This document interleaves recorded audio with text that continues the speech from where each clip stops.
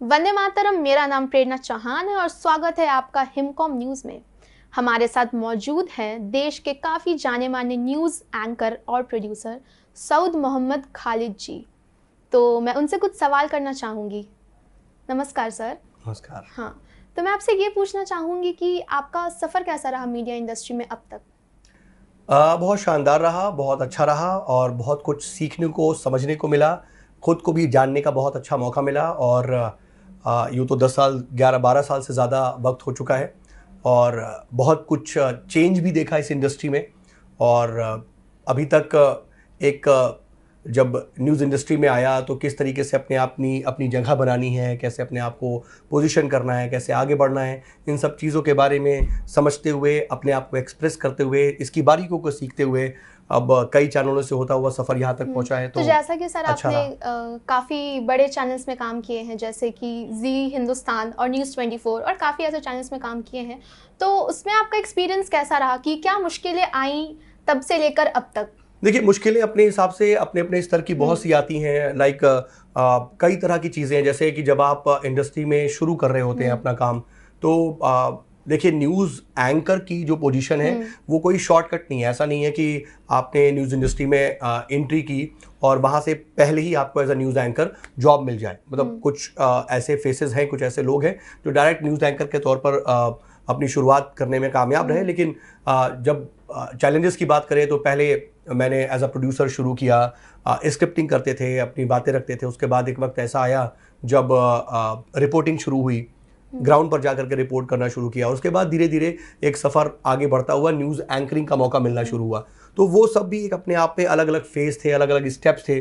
जब news anchoring शुरू की तो पॉलिटिकल नॉलेज या फिर उस एंकरिंग के जो छोटे मोटे जो टेक्निकलिटीज़ थी, उन सबको समझना, उस सफ़र को आगे बढ़ाना, एक अच्छे न्यूज़ एंकर के तौर पे अपने आप को इस्टेब्लिश करना। और जब हमने अपने करियर की शुरुआत की तो एक रीजनल चैनल से मैंने न्यूज़ एंकर के तौर पर अपना करियर शुरू किया। सर, अगर चैलेंज की बात करें तो क्या आपको लगता है कि एक लड़का होने में और एक लड़की होने में कुछ डिफरेंसेस है, अगर मीडिया इंडस्ट्री की बात करें हम तो? नहीं, देखिए, अपनी अपनी मेरिट डिमेरिट्स कह सकते हैं, कुछ 19-20 का फ़र्क कह सकते हैं, लेकिन कोई ऐसा कोई फ़र्क नहीं है बहुत ज़्यादा। कई बार होता है कि जैसे फीमेल हैं तो कुछ चैलेंजेस का सामना करना पड़ सकता है जब ग्राउंड पर रिपोर्टिंग करने जाती हैं या क्राइम सीन को रिपोर्ट करने जाती हैं या फिर नाइट में रिपोर्ट करना चाहती हैं, तो वो एक सिक्योरिटी इश्यूज़ भी हो सकते हैं, छोटी मोटी चीज़ है, लेकिन ये एक सोसाइटी का पार्ट है। लेकिन अगर हम इंडस्ट्री की बात करें तो आपकी एबिलिटी, आपकी नॉलेज, आपका प्रेजेंटेशन, आपका कॉन्फिडेंस, ये सारी चीज़ें मेन इंपॉर्टेंट होती हैं आपको इसमें इस्टेब्लिश हाँ, होने नहीं में। सर, अगर हम देखें कि लास्ट 10 सालों की अगर हम बात करें तो उसमें जो हमारी महिलाएं हैं काफ़ी आगे बढ़कर आ रही हैं। तो जैसे कि आप उस पर क्या कहना चाहेंगे कि पहले ऐसा नहीं था कि अब ऐसा हो रहा है? पहले कुछ था महिलाओं को लेकर के पाबंदियां थी, अब नहीं है या अब है? ओवर द पीरियड जो एक ट्रांजिशन होता है, एक लोगों में, सोसाइटी में एक जो चेंज आता है, लोगों की मेंटालिटी में जो चेंज आता है, उसका असर डेफिनेटली मीडिया इंडस्ट्री पर भी पड़ा है।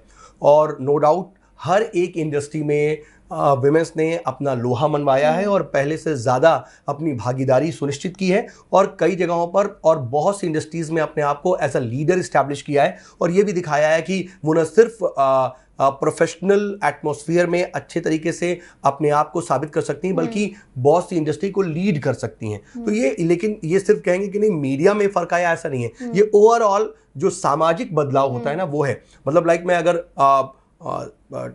90s की बात कर लूँ या उससे पहले बात कर लूँ तो हमारी ज़्यादातर जो हम देखते थे महिलाएं वो हाउसवाइफ होती थी। लेकिन ऐसा नहीं कि उस वक्त कोई आपको फीमेल प्रिंसिपल नहीं मिलेगी, ऐसा नहीं कि कोई फीमेल अधिकारी नहीं मिलेगी।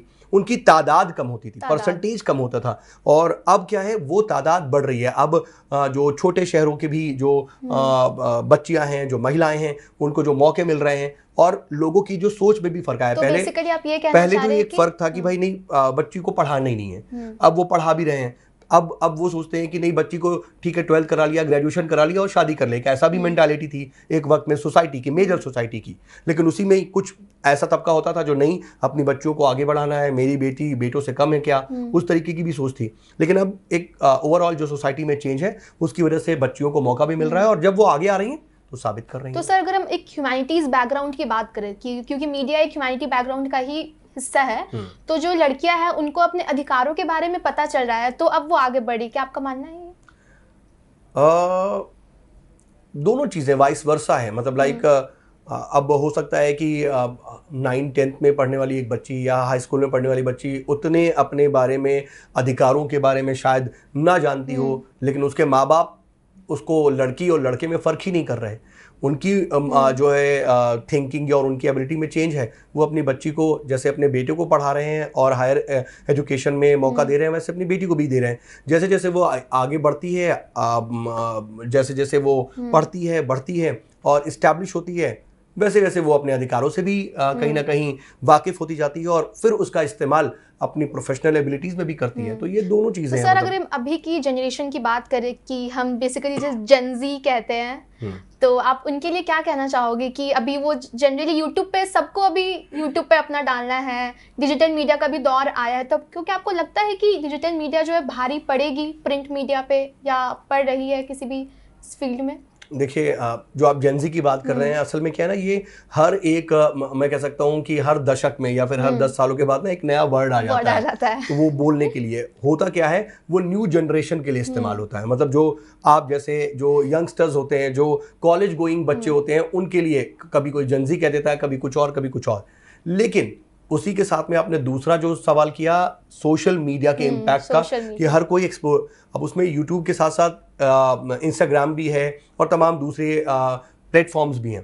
हो क्या रहा है, ज़रूरी नहीं कि कोई न्यूज़ डिलीवर कर रहा हो, कोई अपनी डेली लाइफ भी डिलीवर कर रहा है, कोई रील्स बना रहा है, कोई डांस दिखा रहा है, कोई अपने डेली ब्लॉग्स दिखा रहा है। तो नो डाउट जब हमारे पास ऐसे प्लेटफॉर्म है, मतलब ये एक ऐसी जनरेशन है जो जब अपना होश संभाल रही थी तो उसके सामने इस तरह के प्लेटफॉर्म थे, जिससे पहले की जनरेशंस के पास ऐसे प्लेटफॉर्म नहीं थी। अपॉर्चुनिटी नहीं कहिए इसको, मतलब ये प्लेटफॉर्म कहिए। अपॉर्चुनिटी किसी के लिए ये अपॉर्चुनिटी, किसी के लिए अपॉर्चुनिटी नहीं है। किसी के लिए इंस्टाग्राम हो सकता है कि ठीक है, जैसे कोई टीवी चैनल है, कैसे कोई ओटीटी प्लेटफॉर्म है, वैसे वो इंस्टाग्राम है। कोई सिर्फ उसको इंटरटेनमेंट के तौर पर, कंज्यूमर के तौर पर यूज़ करता है, कोई उसको अपने आप को एक्सप्रेस करने और अपने को डिलीवर करने के लिए यूज़ करता है। तो वो प्लेटफॉर्म है, आप कैसे उसको लेते हैं। लेकिन अब जो जिनको अपने आप को एक्सप्लोर करना है या फिर अपने आप को डिलीवर करना है, उनके पास बहुत से मीडियम है। जैसे हमने जब शुरू किया तो सोशल मीडिया का यूट्यूब, फेसबुक शुरू हो रहा था, तो हमें नहीं मालूम था कि हम अपने कुछ भी बात वीडियो बना के शेयर कर सकते हैं। तो हम डिपेंड थे कि एक चैनल में हमें नौकरी मिलेगी तब हम अपने आप को कैमरे पे लाएंगे। लेकिन आज के लिए आपके पास एक सोशल मीडिया अकाउंट है, मोबाइल पे आपने शुरू किया और अपनी बात रख सकते हैं, चाहे वो आप रील बना रहे हैं, चाहे वो किसी भी बड़े टॉपिक पे, चाहे वो Kolkata rape and murder case हो या फिर प्रधानमंत्री मोदी के यूक्रेन दौरे की बात हो, आप किसी भी टॉपिक पे बात कर सकते हैं। तो प्लेटफॉर्म मिल गया और नो डाउट ये ओवरकम कर रहा है। आपने प्रिंट मीडिया की बात की, तो प्रिंट मीडिया की रिलेवेंसी देखिए अभी भी बनी हुई टीवी के बाद भी। लेकिन ये जो टीवी इंडस्ट्री है, टीवी इंडस्ट्री को समेटते हुए उसको पूरी तरीके से ढकता हुआ नजर आ रहा है, कम से कम जो न्यू मीडिया प्लेटफॉर्म्स और जॉनर है। तो सर आपको नहीं लगता कि अभी के दौर में, रील्स के ज़माने में, कोई भी अपने आप को न्यूज़ एंकर बता रहा है, फेक न्यूज़ बहुत ज़्यादा स्प्रेड हो रही है, इससे बहुत जो प्रॉब्लम्स आ रही है, आपको नहीं लगता, क्या कहना चाहेंगे इस पे आप? क्रेडिबिलिटी क्राइसिस तो है और इसके लिए कंज्यूमर को बहुत ज़्यादा जो है सजग होना पड़ेगा। जो लोग देख रहे हैं, समझ रहे हैं, लेकिन ये हकीकत है कि एक बहुत बड़ी विडंबना है ख़ास तौर पर मीडिया फील्ड की, कि कोई एक ऐसी रेगुलेटरी बॉडी नहीं दिखती है। मतलब बॉडीज़ हैं लेकिन वो इस तरह से ऑपरेट करती नहीं दिखती हैं कि किसी को भी अपनी बात कहने से रोक दें। मतलब लाइक कोई रील पेश कर रहा है, कोई और कंटेंट दे रहा है, वो एक अलग बात है। लेकिन जब कोई अपने आप को पत्रकार कह रहा है तो वो क्या डिग्री हासिल करता है या नहीं करता है, या फिर कहीं से वो रजिस्टर्ड होता है या नहीं होता है, कहीं से उसको लाइसेंस मिलता है नहीं मिलता, इसकी ज़रूरत ही नहीं है। आपने माइक उठाया, मोबाइल ऑन किया, अपना यूट्यूब पर आपने जो चाहा वो डाल दिया। तो ये फेक न्यूज़ और फिर वो इनक्रेडिबल जो एक क्रेडिबिलिटी की जो इशू है, क्राइसिस जो है, वो कहीं ना कहीं पैदा करता है। इसलिए कंज्यूमर्स के लिए या फिर व्यूअर्स के लिए इंपॉर्टेंट हो जाता है कि वो क्रेडिबल प्लेटफॉर्म पर न्यूज़ देखें। जैसे बहुत से पुराने न्यूज़ चैनल्स हैं या फिर न्यूज़ इंडस्ट्री के प्रिंट मीडिया के भी, जैसे बहुत से, जैसे पहले प्रिंट के प्लेटफॉर्म थे, भास्कर, पंजाब केसरी, जागरण। अब उन लोगों ने अपना हिंदुस्तान, टाइम्स ऑफ इंडिया, अब इन लोगों ने अपना डिजिटल प्लेटफॉर्म भी शुरू कर दिया है। तो अब वो डिजिटल प्लेटफॉर्म पे जो देख रहे हैं तो लोगों को ये पता है कि यार ये जागरण के पेज पर है या फिर जागरण की तरफ से पब्लिश किया हुआ है तो ये सही और ऑथेंटिक न्यूज होगी। या फिर किसी टीवी चैनल, हर टीवी चैनल ने भी आज अपना सोशल मीडिया प्लेटफॉर्म डेवलप कर रखा है, तो अगर किसी टीवी चैनल या किसी खास पर्टिकुलर चैनल के चैनल पर या प्लेटफॉर्म पर कोई चीज डिलीवर हो रही है तो ये पता चल रहा है कि भाई ये कहीं ना कहीं क्रेडिबल न्यूज है। अब किसी ऑथेंटिक प्लेटफॉर्म से कोई भी XYZ आकर के कोई चीज रिपोर्ट कर रहा है और वो देख रहा है तो वो सच भी हो सकती है, झूठ भी हो सकती है। सर, तो एक छोटा सा को समझना सवाल जरूरी है मेरा, मैं अपने दिल से पूछना चाहूंगी कि आपको, आपके अंदर कब वो चीज़ है कि आपको लगा कि हाँ मुझे इस फील्ड में जाना है? एक जो एक होती है ना, एक रात पता चलती है कि मुझे यही करना है, इसी फील्ड में जाना है। देखिए, फील्ड में जाने के बाद भी रास्ता तय होता है। जैसे मैंने बताया कि मैं स्क्रिप्टिंग कर रहा था, फिर बीच में रिपोर्टिंग हुई और फिर बाद में धीरे धीरे एक एंकरिंग का मौका मिला। तो मैं जो आज की मेरी एक प्रोफाइल है न्यूज़ एंकर की, तो ये न्यूज़ एंकर की प्रोफाइल में आने में वो मुझे इसी फील्ड में जॉब करते वक्त पता चला। इसीलिए मैं कई बार कहता भी हूँ कि I am an anchor by accident, because एक थोड़ा सा मेरी पुरानी जर्नी है मेरे लाइफ की, उसका एक पार्ट है। आपने छेड़ दिया तो मैं उसका जिक्र करता हूँ कि मैं जब कॉलेज में था, जैसे आप तो मीडिया स्टूडेंट हैं, जब मैं कॉलेज में था, ग्रेजुएशन कर रहा था, तो मैं थिएटर, मॉडलिंग और इन चीज़ों में ज़्यादा इन्वॉल्व रहता था। तो मुझे अपने करियर की तलाश थी कि कहाँ जाना है, कैसे करना है। फिर मास कम्युनिकेशन का मुझे कई लोगों से, सोर्सेज से पता चला। मैं एक लोकल चैनल में वहाँ पर एज एन एक एंटरटेनमेंट टाइप का एक प्रोग्राम था, एंटरटेनमेंट भी नहीं था, लाइक वो शॉपिंग और लाइक एक लाइफस्टाइल का प्रोग्राम था। तो वो लाइफस्टाइल का प्रोग्राम करता था, तो मुझे बहुत अच्छा लगा। मुझे लगा कि आई कैन डू दिस और मुझे इसमें करियर बनाना चाहिए। लेकिन मैंने तब भी नहीं सोचा था कि मैं न्यूज़ एंकर बनूंगा। लेकिन जब मैं आया तो मैं एंटरटेनमेंट की स्क्रिप्टिंग करता था, फिर एंटरटेनमेंट की रिपोर्टिंग भी करता था, और उसके बाद लाइफस्टाइल, फैशन शोज, ये सब कवर करता था और मुझे अच्छा लगता था। और मुझे लगता था कि नहीं, मैं कहता भी था कि नहीं पॉलिटिक्स में मुझे नहीं, पॉलिटिक्स को मुझे नहीं देखना, क्योंकि पॉलिटिक्स जो है हर किसी का कॉलर गंदा होता है और सब एक दूसरे का कॉलर दिखाते हैं कि तुम्हारा कॉलर ज़्यादा गंदा है, या क्राइम में खून खराबा ज़्यादा होता है। तो मैं थोड़ा सा ऐसे बात भी करता था। लेकिन करते करते एक वक्त आया मेरे साथ जब मुझे हार्डकोर न्यूज़ एंकरिंग का मौका मिला। और जब मैंने न्यूज़ एंकरिंग शुरू की, बहुत सी, मैंने कहा भी ना कि काम करते वक्त भी सीखा। तो मुझे पॉलिटिकल नॉलेज भी मुझे धीरे धीरे और हुई। बहुत बेसिक नॉलेज थी मेरी शायद, लेकिन मुझे मौका मिला। मैं लकी हूँ कि लोगों ने मुझे मौका दिया। जब शुरू किया तब मुझे बहुत सी चीज़ों का एहसास हुआ। वो जो वेकअप कॉल थी ना, वो बहुत बाद में आई। लेकिन तब मुझे ऐसा लगा, क्योंकि जब मैं न्यूज़ डिलीवर कर रहा था, जब मैं पॉलिटिक्स की बात कर रहा था, जब मैं सोशल या सोसाइटी की बात कर रहा था, खुद को डिस्कवर किया, उस वक्त समझ में आया कि मैं, तब मुझे ऐसा लगा ना कि एंटरटेनमेंट जो है वो तो सिर्फ तफरी का पार्ट है। ऐसा नहीं कि वो खराब है, लेकिन मुझे लगा कि जब मैं पॉलिटिक्स या फिर सोशल इश्यूज पर, निर्भया कांड पर या इन सब पर जब मैंने बात करनी शुरू की, तो मुझे लगा कि मैं अपनी सोसाइटी को कुछ दे पा रहा हूँ, मैं सोसाइटी के लिए कुछ कर पा रहा हूँ। उस वक्त तक जब इंटरटेनमेंट कवर करता था ना, तो मैं सोसाइटी को भले दे रहा हूँ, नहीं दे रहा हूँ, एक अलग बात है, कुछ लोगों को वो प्रोग्राम अच्छा लगता होगा, लेकिन वो मैं ज़्यादातर अपने लिए करता था। लेकिन जब मैंने न्यूज़ डिलीवर शुरू की, तब मुझे लगा कि यार मैं सोसाइटी को कुछ दे पा रहा हूँ, कुछ कर पा रहा हूँ। फिर मुझे पता नहीं चला कि कब मैं एंटरटेनमेंट से बिल्कुल कट ऑफ हो चुका हूँ और मैं पूरी तरीके से हार्डकोर न्यूज़ एंकरिंग में इन्वॉल्व हो चुका था, और फिर वो सफ़र आगे बढ़ता चला गया। सर, हमारे कॉलेज में आकर आपको कैसा लगा? हिमकॉम में आकर कैसा लगा? बच्चों से मिलकर कैसा लगा? बहुत अच्छा लगा मुझे। ये पहली बार है जब मैं हिमकॉम आया हूँ, और यहाँ आकर के मुझे अच्छा लगा। यहाँ का जो इंफ्रास्ट्रक्चर है वो मुझे अच्छा लगा। बच्चों से भी इंटरेक्शन हुआ, बच्चों का जो इन्वॉल्वमेंट था जो मेरे इंटरेक्शन के बीच, वो मुझे बहुत अच्छा लगा। थोड़े इंथुजियास्टिक बच्चे लग रहे थे मुझे।